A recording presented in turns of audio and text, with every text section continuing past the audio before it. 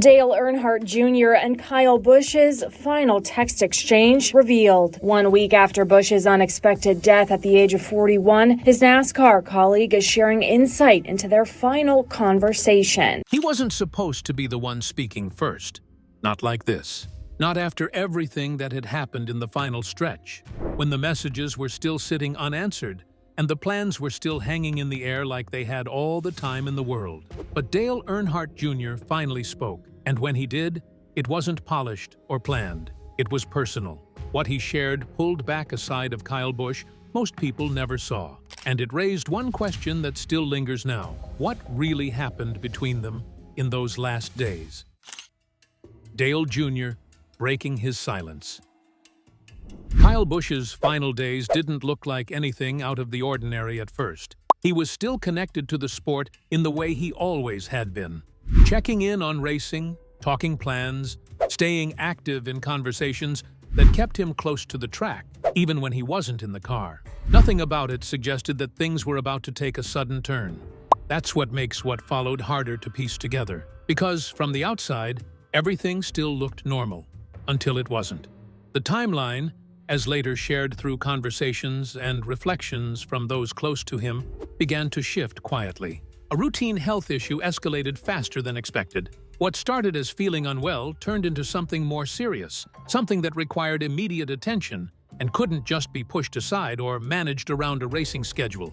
Within a short span of time, the situation moved from concern to critical, and those closest to him were pulled into a reality they weren't prepared for. Dale Earnhardt Jr. would later speak about this period with a tone that carried more weight than analysis or storytelling. It wasn't framed like a media update. It came across more like someone trying to make sense of a conversation that ended too soon. He described how communication in those days became limited, then urgent, then suddenly fragmented. There were messages, brief exchanges, and plans that were still being discussed as if there would always be another day to finalize them. One of the most striking details he revealed was how normal their last conversations still felt. They weren't farewell conversations, they were planning conversations. Things about racing, about schedules, about a possible appearance that Kyle Busch had been considering, something tied to a late model program that would have brought him back into a different kind of racing environment. There was even talk about cars, setups, and what number would make sense if everything aligned. It wasn't sentimental at the moment, it was practical, almost routine. That's what made the shift so difficult to process afterward. Because nothing in those messages carried the weight of finality at the time they were sent. They were just part of an ongoing back and forth between two people who had moved from rivalry into something closer to understanding. Dale didn't frame it as dramatic when he spoke about it later. If anything, he seemed stuck on how ordinary it all sounded in hindsight, like the kind of exchange you assume will continue tomorrow without interruption. Then it didn't. The news of Kyle Busch's condition changing rapidly spread through the tight circle of people around him before it ever reached the wider public in any clear form. What followed was a period of uncertainty, where updates were inconsistent, and hope and concern existed at the same time. For Dale, this wasn't just about a fellow driver in the sport. It was someone he had spent years competing against, someone he had built history with on the track, and later, someone he had begun to understand differently outside of it. When Busch passed, the reaction inside NASCAR was immediate. But for Dale, the response he eventually shared publicly came later, after the initial shock had settled into something heavier. He chose his words carefully, not because he was trying to protect anything, but because there was a sense that some parts of the story didn't belong to headlines or summaries. They belonged to memory, and memory doesn't always line up cleanly. He talked about regret, but not in the obvious way people expect. It wasn't about things left unsaid in anger or conflict. It was about timing, about how conversations that feel like they can wait often never get the chance to happen again. He kept returning to the idea that their last exchanges weren't final conversations in any emotional sense. They were mid-thread, interrupted, still open. And that's what stayed with him most. Because in the middle of everything Kyle Busch represented in NASCAR, his championships, his intensity, his reputation as one of the most competitive drivers of his era, There was still the human side that existed in private messages and quiet planning sessions that no one else ever saw. Dale's reflection didn't try to reshape Busch's legacy or redefine his career. It simply sat with the reality that even in a sport built on speed, some moments still end without warning. And just when it seemed like there might be time to continue those conversations, there wasn't. From rivals to respect. Before there was respect, there was friction.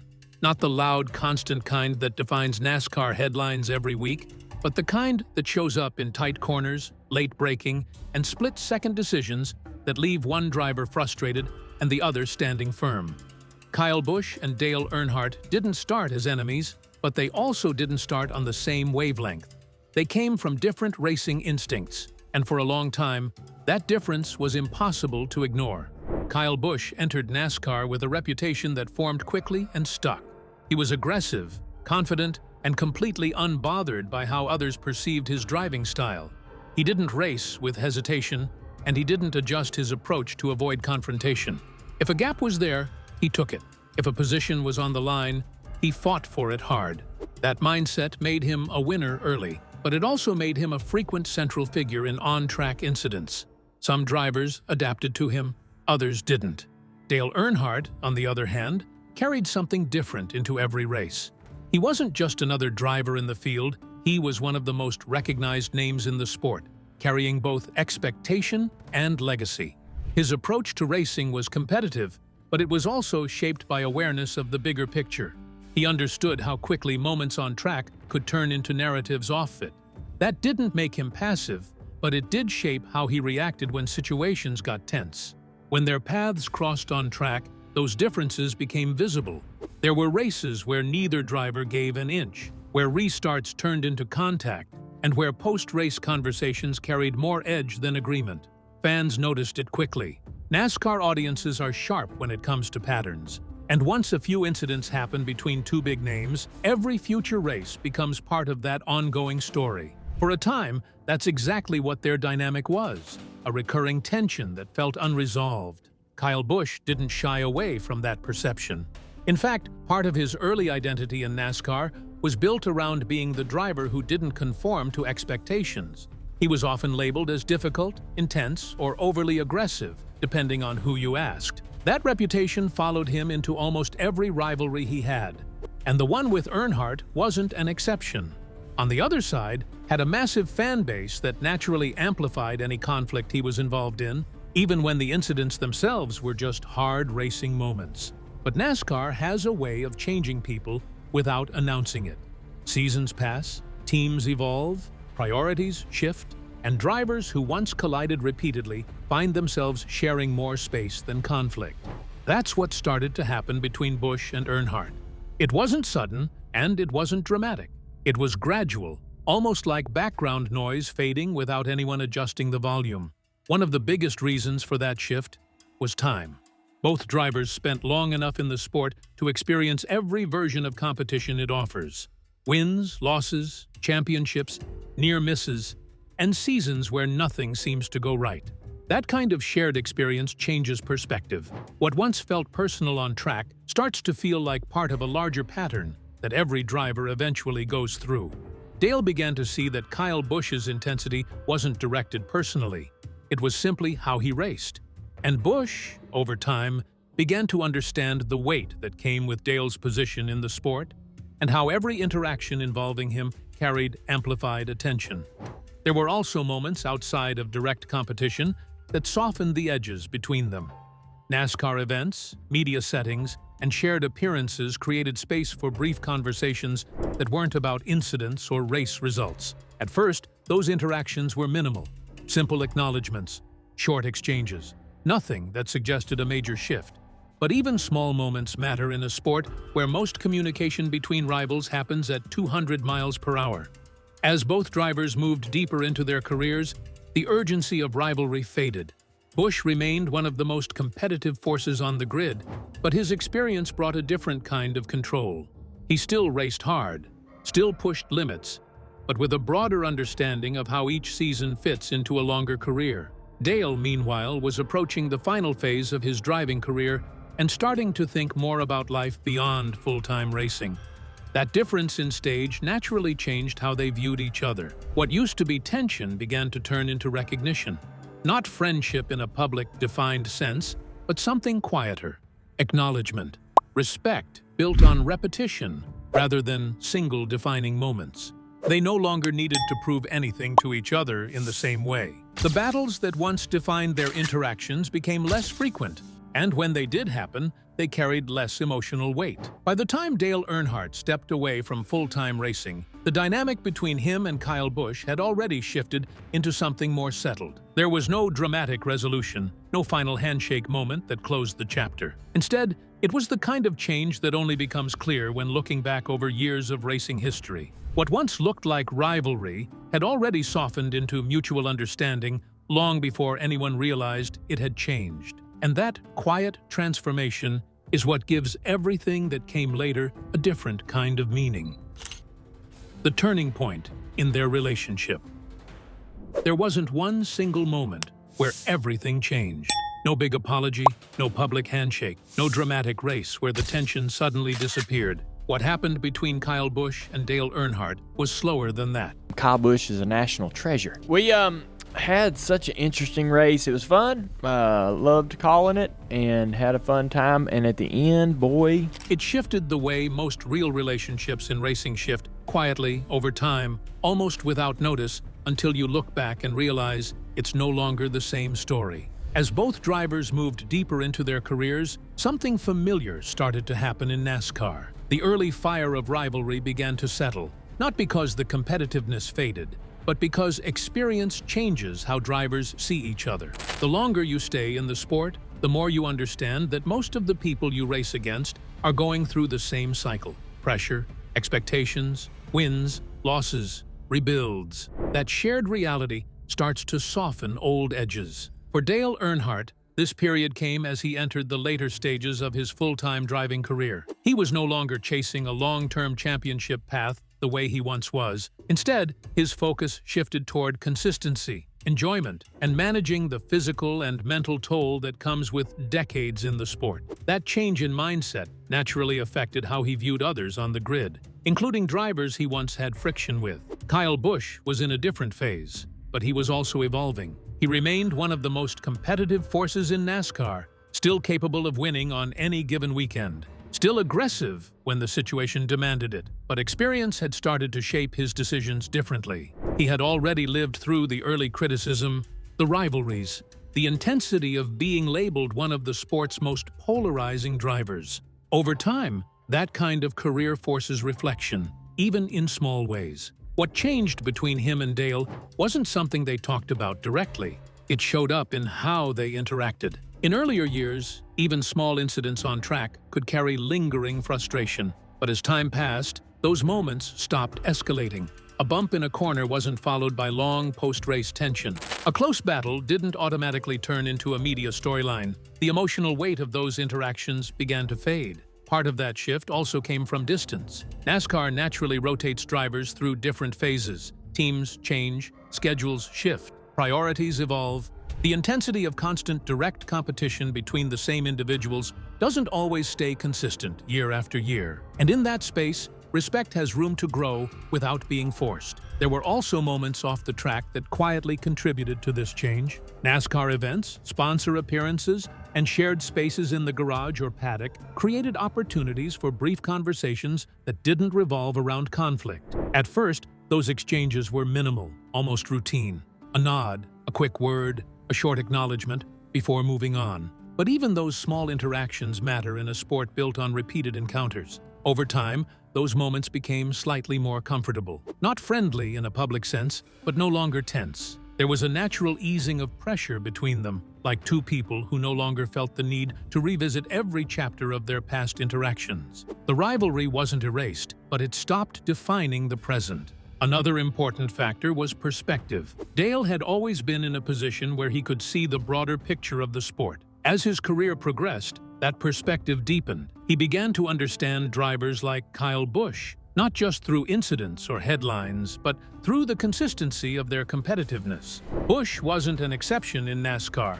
He was a product of it, a driver shaped by a system that rewards aggression, precision, and persistence. Busch, for his part, also began to see Earnhardt differently, not just as a competitor or a popular figure in the sport, but as someone who carried a unique weight in NASCAR history. The Earnhardt name, the expectations, the visibility, it all added a layer that most drivers never experience. Understanding that didn't erase competition, but it did add context. And context often softens judgment. By the time both drivers reached the later stages of their overlapping careers, the relationship between them had settled into something stable. There was no need to revisit old incidents, no need to redefine what had already been lived through on track. The intensity that once surrounded their matchups had faded into familiarity. And that's what makes this turning point important. It wasn't a headline moment. It was a gradual shift in how two competitive people learned to exist in the same space without carrying the weight of their earliest encounters. By the time anyone noticed it had changed, it already had. A legacy that stands out. Kyle Busch's career doesn't really fit into a simple description. It's too long, too intense, and too filled with different versions of himself across different eras of NASCAR. A two-time champion that recorded 63 wins at NASCAR's top level. In the race car, he was feared as a competitor that could win each and out of every week. From the moment he entered the sport, he wasn't just another rookie trying to find his place. He arrived with speed, confidence, and a driving style that immediately made people pay attention whether they liked it or not. Early on, Busch made his name through results and aggression. He didn't ease into NASCAR quietly.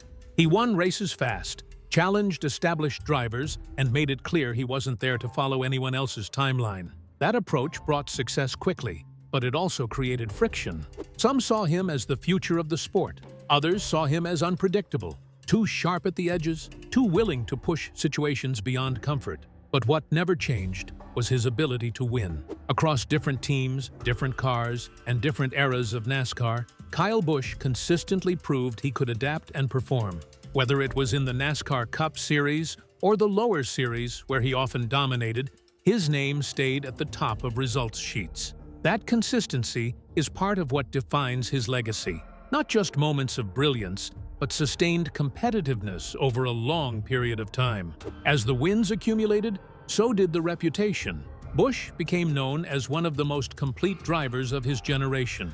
He could race on short tracks, intermediates, road courses, and superspeedways with equal intensity.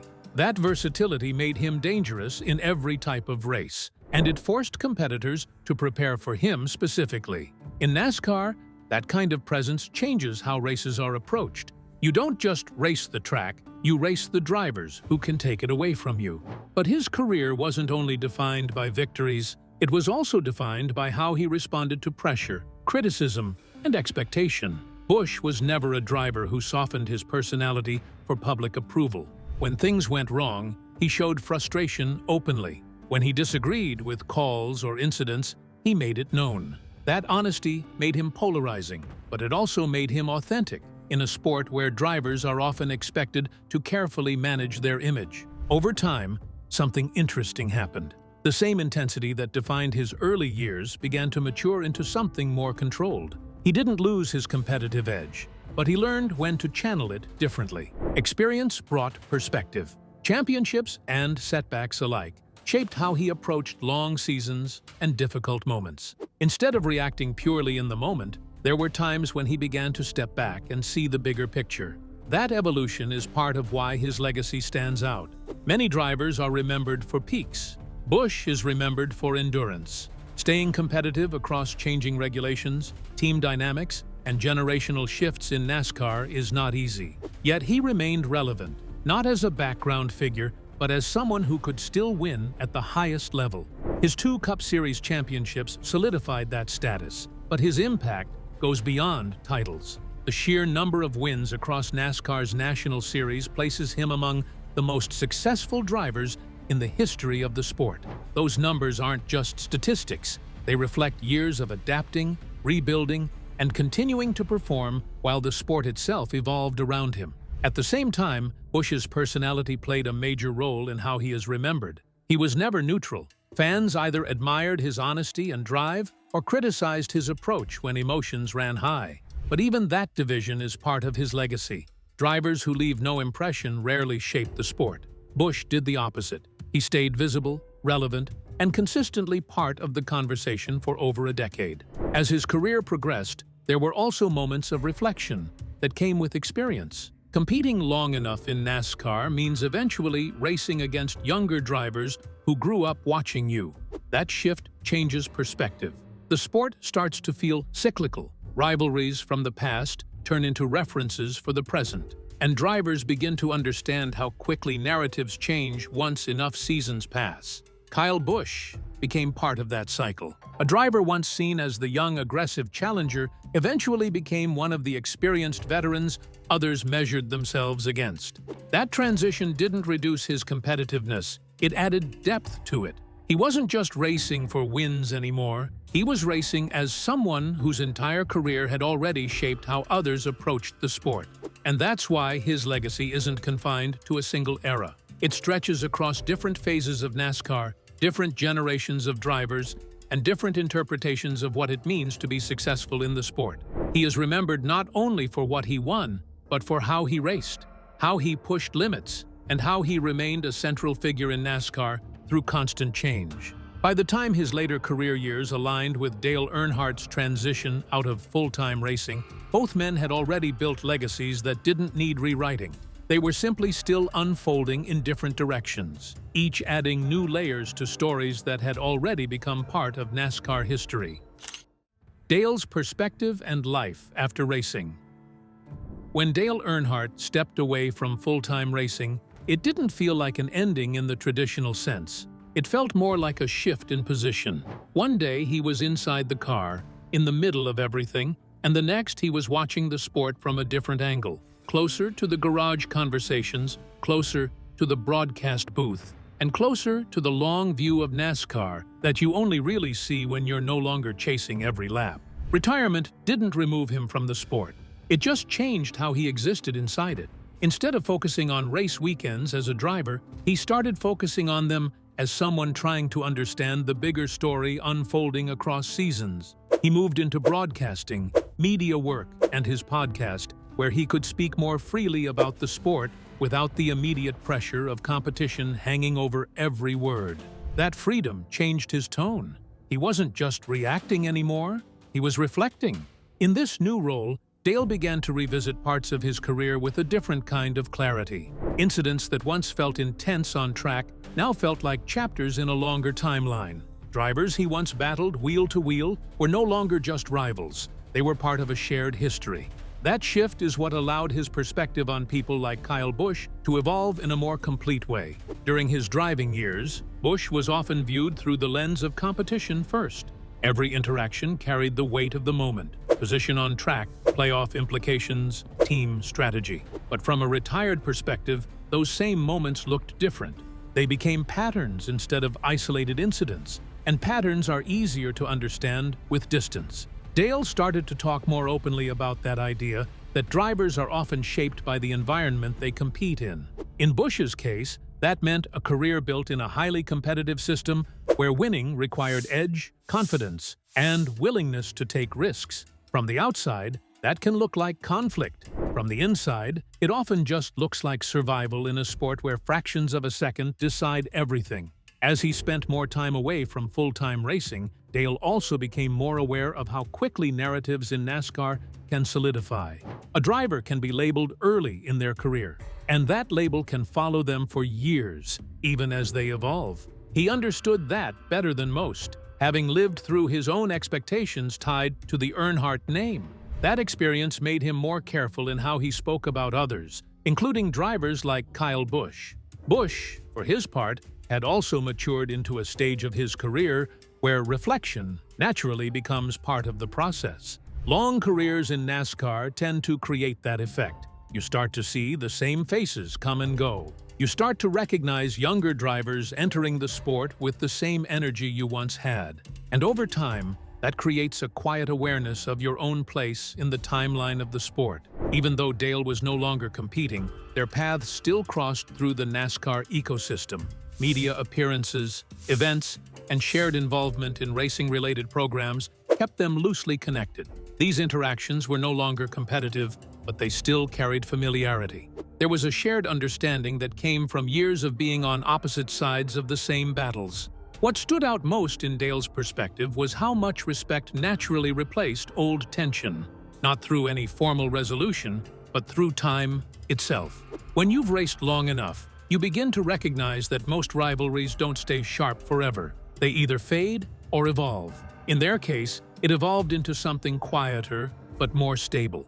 He also began to appreciate the human side of drivers more openly. The pressures, the expectations, the constant scrutiny, all of it becomes clearer once you're no longer inside it every weekend. That understanding is part of why his later reflections on Busch didn't carry the tone of rivalry anymore. They carried the tone of someone who had seen enough seasons of the sport to understand how careers actually unfold. In that space, Busch was no longer just a competitor he once clashed with.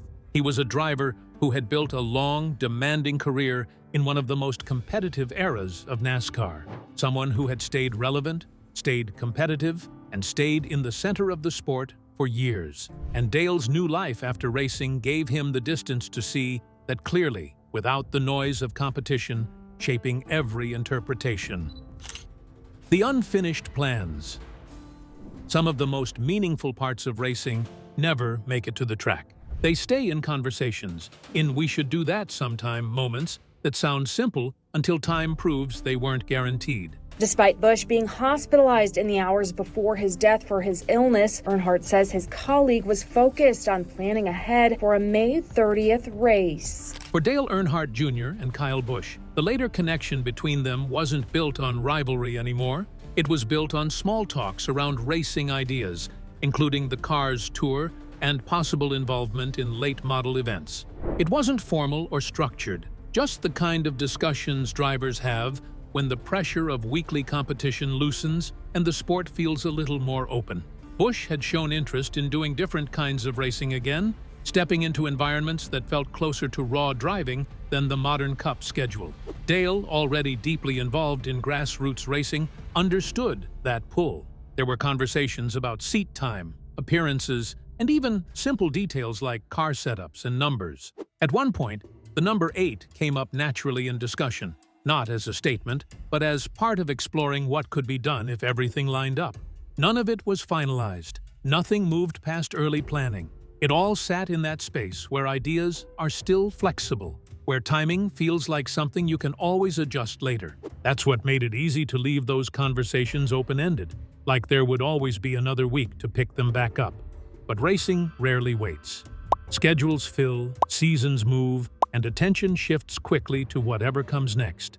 What feels like a future plan in one moment can quietly become something that never gets revisited, simply because the sport keeps moving forward without pause. When Dale later thought back on those talks, it wasn't framed as regret in a dramatic way. It was more a reminder of how often racing creates unfinished threads. Not everything gets closure. Not every idea becomes action. Some things just stay as conversations that were real at the time, even if they never reached the track. For Kyle Busch, those same moments now exist in memory, the same way they do for everyone involved. Simple, unfinished, and tied to a version of time that doesn't come back once it passes. If you're enjoying this story, consider subscribing for more content and insights on famous legends.